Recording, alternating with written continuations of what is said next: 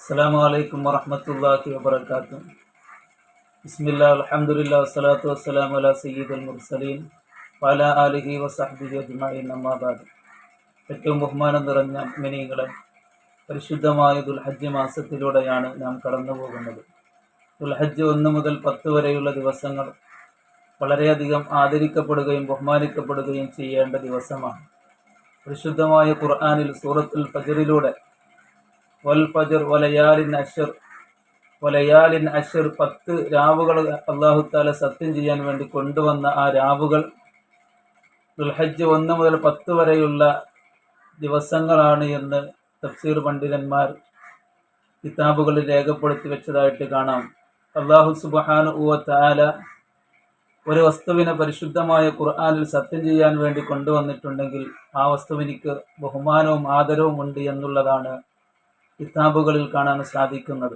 അതുകൊണ്ട് തന്നെ ദുൽഹജ്ജ് 1 മുതൽ 10 വരെയുള്ള ദിവസങ്ങൾ വളരെയധികം ബഹുമാനിക്കുകയും ആദരിക്കപ്പെടുകയും ചെയ്യേണ്ടതുണ്ട്. അറഫ ദിവസം ദുൽഹജ്ജ് 9, അതിന് പ്രത്യേകമായിട്ട് പരിശുദ്ധമായ ഖുർആനിൽ എടുത്തു പറഞ്ഞിട്ടുണ്ട്. വൽ വത്ർ വശഫ്ഇ വൽ വത്ർ എന്നുള്ളതിലെ വൽ വത്ർ ഒറ്റയായ ദിവസം, അത് ദുൽഹജ്ജ് 9ന്റെ ദിവസമാണ്, അറഫ ദിവസമാണ്. നബി സല്ലല്ലാഹു അലൈഹി വസല്ലമ തങ്ങൾ അറഫ ദിവസത്തിന്റെ മഹത്വമായിട്ട് പറഞ്ഞത് മാ മിൻ യൗമിൻ അക്സറു അൻ യുഅ്തിഖല്ലാഹു ഫീഹിൽ അബ്ദ മിനൻ നാരി മിൻ യൗമി അറഫ. അല്ലാഹു സുബ്ഹാനഹു വ തആല ധാരാളം ആളുകളെ പരിശുദ്ധമായ അറഫ ദിവസത്തിൽ നരകത്തിൽ നിന്ന് മോചിപ്പിക്കുന്നുണ്ട്. ഏറ്റവും കൂടുതൽ ആളുകളെ നരകത്തിൽ നിന്ന് മോചിപ്പിക്കുന്ന ദിവസം അറഫ ദിവസമാണ് എന്ന് ഹദീസുകളിൽ കാണാൻ സാധിക്കും. അതുകൊണ്ട് തന്നെ ആ ദിവസത്തെ ആദരിക്കുകയും ബഹുമാനിക്കുകയും പ്രത്യേകമായിട്ട് ആ ദിവസം നോമ്പനുഷ്ഠിക്കൽ സുന്നത്തുണ്ട്. നബി സല്ലല്ലാഹു അലൈഹി വസല്ലമ തങ്ങളോട് അറഫ ദിവസത്തെ നോമ്പിനെ കുറിച്ച് ചോദിച്ചപ്പോൾ അവിടുന്ന് പറഞ്ഞ മറുപടി യുകഫിറു സനത്തൽ മാദിയ വൽ ആതിയ. പരിശുദ്ധമായ അറഫ ദിവസത്തെ നോമ്പ് കഴിഞ്ഞു പോയ ഒരു വർഷത്തെയും വരാനിരിക്കുന്ന ഒരു വർഷത്തെയും ദോഷങ്ങൾ അല്ലാഹു തആല പുറത്തു കളയുമെന്നാണ് പറഞ്ഞിട്ടുള്ളത്. വരാനിരിക്കുന്ന ഒരു വർഷത്തെ ദോഷങ്ങൾ അല്ലാഹു തആല പുറത്തു കളയുമെന്നതിൻ്റെ ഉദ്ദേശം, വരാനിരിക്കുന്ന ഒരു വർഷത്തിൽ ഈ നോമ്പ് അനുഷ്ഠിച്ചവനിക്ക് അല്ലാഹു തആല ആയുസ് നൽകപ്പെടും, ഒരു വർഷത്തെ ആയുസ് നൽകപ്പെടും എന്നതാണ് ആ ഹദീസിൻ്റെ അർത്ഥമെന്ന് മഹാന്മാരായ തഫ്സീർ പണ്ഡിതന്മാർ അവിടുത്തെ കിതാബുകളിൽ രേഖപ്പെടുത്തി വെച്ചതായിട്ട് കാണാൻ സാധിക്കും. അതുപോലെ തന്നെ പെരുന്നാളിൻ്റെ ദിവസം ദുൽഹജ്ജ് 10, അതിനിക്ക് വലിയ മഹത്വമുണ്ട്. പെരുന്നാളിൻ്റെ ദിവസത്തിൽ ഒരു മനുഷ്യൻ ചെയ്യുന്ന സൽക്കർമ്മങ്ങളിൽ വെച്ച് അള്ളാഹുവിനിക്ക് ഏറ്റവും ഇഷ്ടപ്പെട്ട സൽക്കർമ്മം എന്നുള്ളത് ആ ദിവസത്തിൽ ഉളഹിയ്യത്ത് അറുക്കലാണ്. നബി സല്ലല്ലാഹു അലൈഹി വസല്ലമ തങ്ങൾ ഹദീസിൽ അവിടുന്ന് പറഞ്ഞതായിട്ട് സാധിക്കും, മാമിൻ അമലിൻ അഹബ്ബു ഇലല്ലാഹി തആല യൗമൻ നഹരി മിൻ ഇഹ്റാഖിദ് ദം.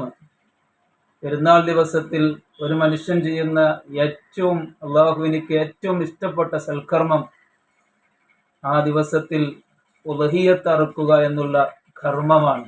ദുൽഹജ്ജ് 10, 11, 12, 13 ദിവസങ്ങളിൽ അള്ളാഹുവിൻ്റെ പ്രീതി ഉദ്ദേശിച്ചുകൊണ്ട് ചില പ്രത്യേക നിബന്ധനകളോട് കൂടെ അറുക്കപ്പെടുന്ന മൃഗങ്ങൾക്കാണ് ഉളഹിയ്യത്ത് എന്ന് പറയുന്നത്. ഉളഹിയ്യത്ത് അറുക്കൽ വളരെയധികം പുണ്യമുള്ളതും വളരെ ശക്തമായ ഒരു സുന്നത്തുമാണ്. ഇന്ന് നമ്മുടെ നാടുകളിൽ നടന്നുകൊണ്ടിരിക്കുന്ന ഒരു സമ്പ്രദായം,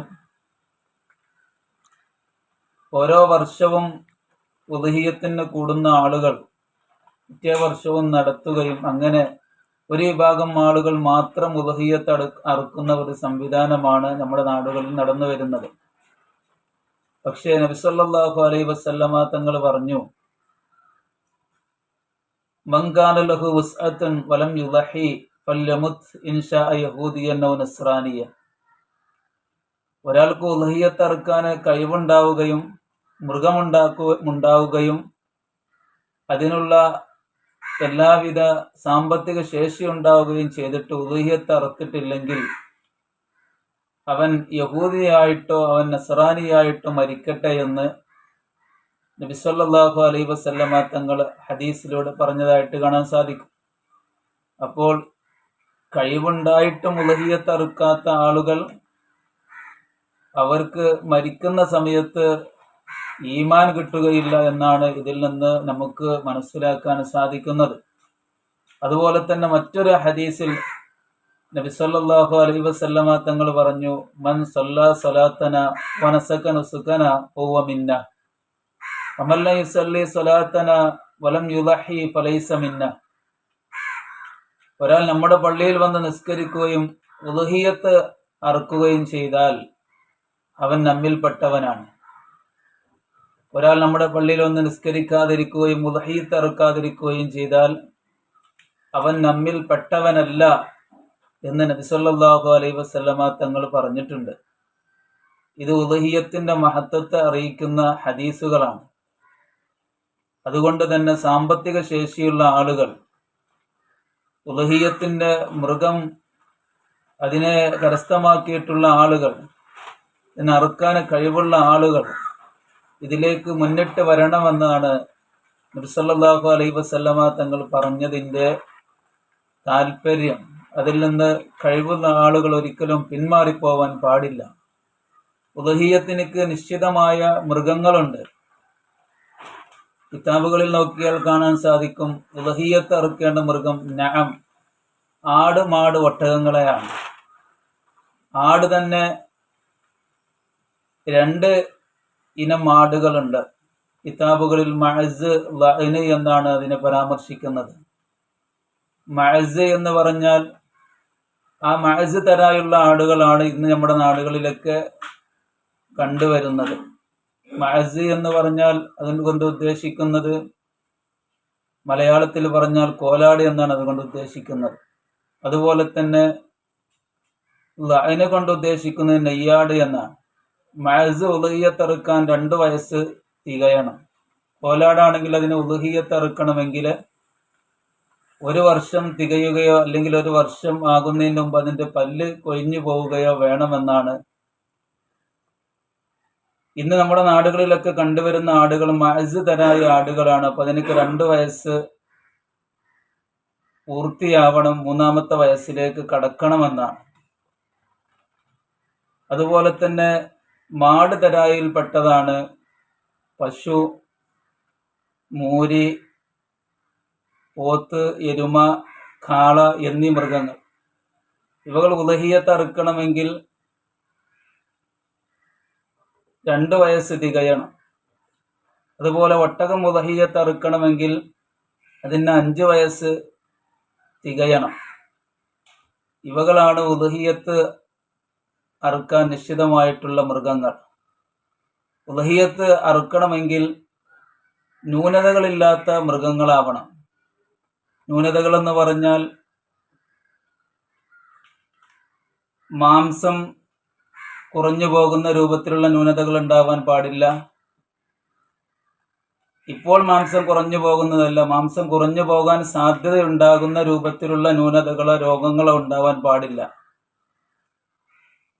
അതുപോലെ തന്നെ മാംസപ്രേമികൾക്ക് താല്പര്യമില്ലാത്ത രൂപത്തിൽ മെലിഞ്ഞു പോകുന്ന രോഗമുള്ള മൃഗങ്ങൾ ഉളുഹിയത്തെറുക്കാൻ പറ്റുകയില്ല.